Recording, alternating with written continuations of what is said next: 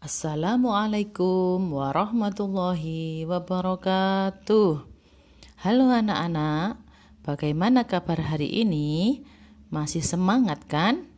Berjumpa kembali dengan Bu Fida dalam pelajaran Akidah Akhlak. Hari ini kita masih membahas tentang indahnya berperilaku terpuji ketika bertamu. Kalau kemarin kita membahas tentang adab bertamu, kali ini kita akan membahas tentang adab penerima tamu.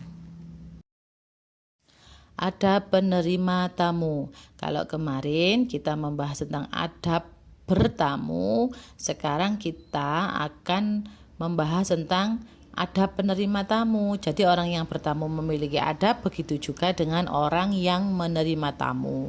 Nah, berikut beberapa adab penerima tamu. Yang pertama, memuliakan tamu. Nah, sebagaimana sabda Rasulullah SAW yang diriwayatkan oleh Bukhari dan Muslim, barang siapa yang beriman kepada Allah Subhanahu wa taala dan hari akhir, hendaklah ia memuliakan tamunya. Jadi memuliakan tamu ini merupakan perintah Rasulullah ya. Memuliakan tamu itu maksudnya bagaimana? Nah, ketika ada tamu yang datang ke rumah kita, kita menyambutnya dengan wajah yang ceria, dengan ramah, supaya tamu yang bertamu ke rumah kita merasa dihargai, merasa nyaman, merasa dimuliakan. Kemudian yang kedua, menyediakan jamuan makanan dan mengundang tamu. Jadi kalau kita mau kedatangan tamu, kita sebaiknya menyediakan makanan sebelum tamunya datang.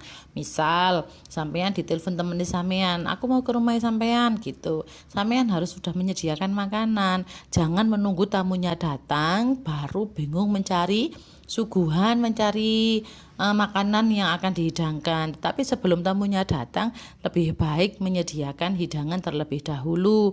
Jadi ketika tamunya datang, kita bisa bercengkrama dengan tamu karena tidak lagi bingung mencari suguhan karena suguhannya sudah tersedia gitu ya. Kemudian yang ketiga, melayani selama 3 hari. Loh, kalau tamunya lebih dari 3 hari bagaimana Bu? Apakah harus kita usir? Oh, ya tidak ya. Ini sunnahnya 3 hari. Tetapi kalau lebih dari 3 hari, pelayanan kita kepada tamu kita, penghormatan kita kepada tamu kita ini ternilai sodakoh ya. Tetap harus kita layani dengan baik yang namanya tamu, meskipun yang disunahkan cuma 3 hari, tapi selebihnya itu ternilai sodakoh. Kemudian yang keempat, menemani makan.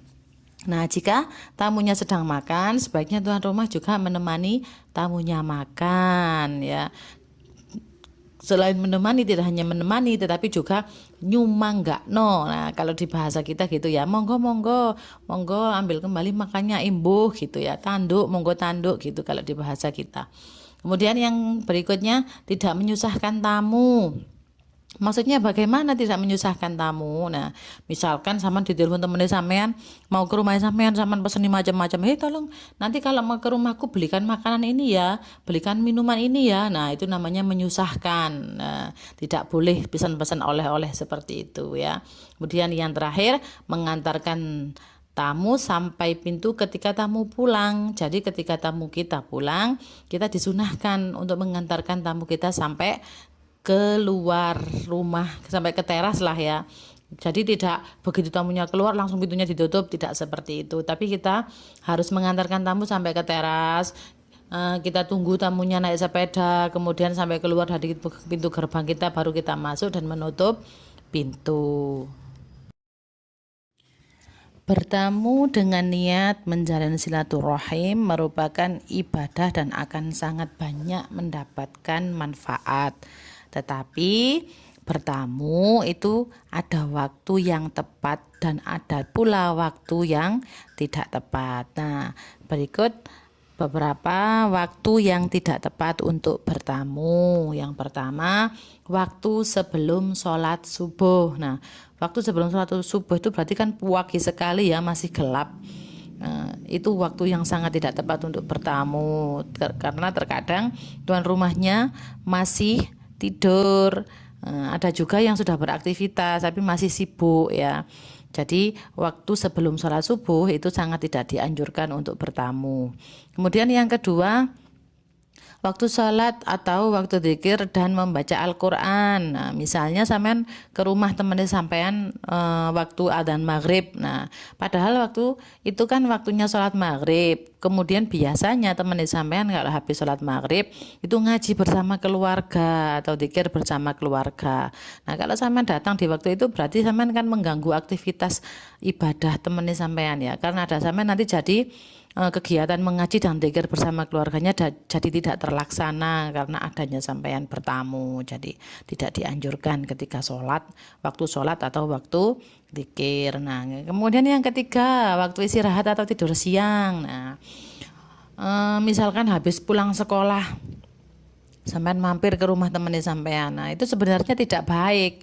Kenapa? Karena waktu istirahat untuk temannya sampean di waktu siang hari setelah pulang sekolah, waktu bubuk siang. Nah, itu sebaiknya langsung pulang. Kalau pulang sekolah nggak usah mampir-mampir, karena mampir sampean ke rumah temannya sampean itu mengganggu jam istirahat temannya sampean ya. Jadi kalau mau main ke rumah temannya sampean ya pulang dulu, kalau habis sekolah nanti sore-sorean baru datang kembali ke rumah temannya sampean. Kalau sudah mandi, kalau sudah bersih ya itu baru main ke rumah temannya sampean. Kemudian yang terakhir, setelah sholat isya. Nah, kenapa kira-kira setelah sholat isya kok tidak dianjurkan untuk bertamu? Karena setelah sholat isya itu waktunya sudah terlalu malam. Biasanya sudah waktunya tidur atau waktunya teman sampean kumpul-kumpul bersama keluarga ya, bercengkrama di malam hari bersama keluarga. Nah, kalau kedatangan sampean kan jadi nggak terlaksana semua kegiatan teman sampean itu ya, atau mengganggu istirahat malam teman sampean. Nah, Rasulullah SAW memberikan tuntunan waktu yang baik untuk bertamu sebagaimana yang diriwayatkan oleh Bukhari dan Muslim, yang artinya bahwasanya Rasulullah SAW tidak mendatangi keluarganya pada malam hari dan beliau mendatangi mereka pada pagi dan sore hari. Jadi ajaran Rasulullah kalau mau bersilaturahmi, kalau mau bertamu itu di waktu pagi atau sore hari. Nah, tidak pagi-pagi banget ya, pagi-pagi setengah siang jam-jam 10 gitu. Kalau hari Minggu kan sudah santai ya, sudah habis sarapan, sudah mandi, sudah bersih, tinggal main, itu nggak apa-apa sampean bermain ke rumah teman sampean. Atau sore hari habis sholat asar, sudah bersih, sudah mandi, itu main ke rumah teman sampean tidak apa-apa. Nah, setelah mendengarkan semua penjelasan Bu Guru tadi, coba dikerjakan di rumah ya. Yang pertama, sampean ceritakan pengalaman sampean saat menjamu tamu di rumah sampean ya. Baik menjamu saudara ataupun menjamu teman sampean yang lagi berkunjung ke rumah sampean. Coba diceritakan. Kemudian yang kedua, sampean identifikasi waktu yang tepat dan tidak tepat untuk bertamu. Jadi sampean sebutkan waktu yang tepat itu kapan, waktu yang tidak tepat itu kapan, dijelaskan semuanya. Nah, dikerjakan dengan baik, dengan sungguh-sungguh supaya mendapatkan nilai yang terbaik. Terima kasih atas perhatiannya, tetap semangat belajarnya, tetap menjadi anak yang soleh dan solihah, kebanggaan Bu Guru dan orang tua. Wassalamualaikum warahmatullahi wabarakatuh.